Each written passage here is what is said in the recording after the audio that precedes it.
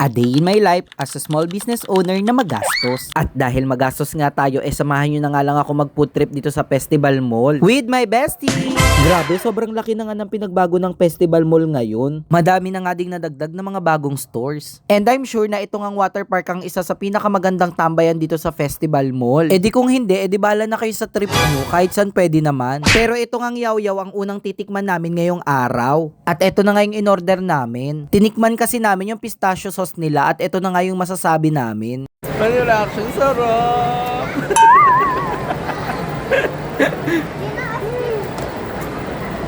Try nyo yung pistachio sauce ng yaw-yaw. Masarap, grabe. Na? Sarap. Try nyo. Tapos meron na rin palang KKV dito, kanya-kanyang bayad. Wala yung joke. So yun na nga, pumasok na nga lang kami para magtingin-tingin at baka meron nga kaming mabili dito. Pero dito nga kami napadpad sa mga instant noodles. Hindi naman kami bumili kasi nga hindi namin maintindihan yung mga nakasulat dyan. Ano, kakain ka na nga lang, papahirapan ka pa? Kaya itong mga shades na nga lang nila yung napagtripan namin. Magaganda naman yung shades nila, talagang nagustuhan namin. Yun nga lang medyo pricey kasi. Kaya naman hindi na lang namin kinuha kasi ang mahal nga. Naglibot-libot na nga kami para nga makahanap na din kami ng makakainan dahil nga sa mga oras na to talaga namang gutom na kaming dalawa. At dito nga kami napadpad sa The Food Club. Weekend nga ngayon kaya naman sobrang daming tao. Kung pupunta nga kayo ng weekends dito mas magandang magpa-reserve na kayo ng slot online para hindi nga kayo maabala.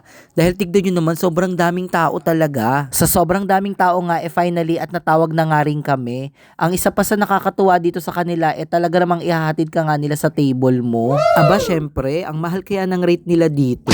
Ano pang inaantay? Di chibugan na. Sobrang dami nyo nga pagkain na pagpipilian dito. Talaga namang malulula kayo. Pero ako nga target lock na ako dito sa hipon. At dahil rice is life nga tayo, kumuha na nga din ako nito. Grabe sa itsura pangalan ng mga ulam nila, talaga namang matatakam ka. Parang lahat na nga nang nakikita ko, gusto ko nang ilagay sa plato ko. Pero be mindful sa mga leftover kasi sayang din naman yan at pagkain yan. Lalo na nga sa panahon ngayon na sobrang mahal ng mga bilihin. Kaya please wag kayo magsasayang ng pagkain at kunin nyo nga lang yung kaya nyong kainin. At ito nga tempura nila yung pinakamabilis maubos dito dahil talaga namang binabalik-balikan sa sarap. At para naman sa mga health conscious, meron nga silang salad bar dito. You can customize nga your own salad pero meron din naman silang mga guide dito na pwede nyong pagpilian. At ito na nga yung mga pagkain na napili namin. Sana all pinipili. At syempre ang rules, picture muna bago kain.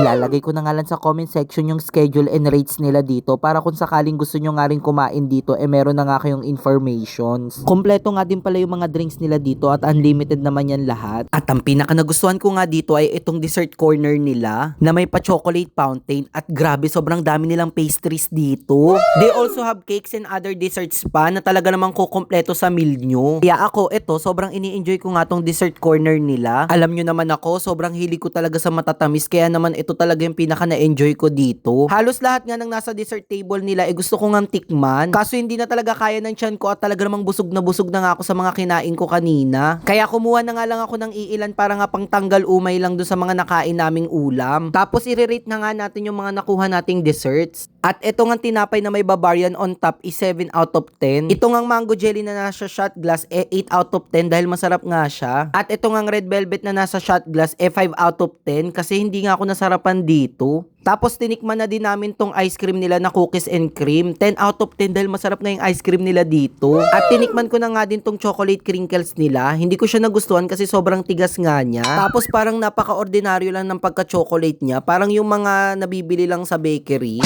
Tapos ayun biglang tulala kasi sobrang busog na. At para naman sa mga alak na alak dyan, meron nga silang unlimited beer dito. Pero drink moderately lang dahil bawal ang maoy dito. So paano? Busog na kami. So see you next video.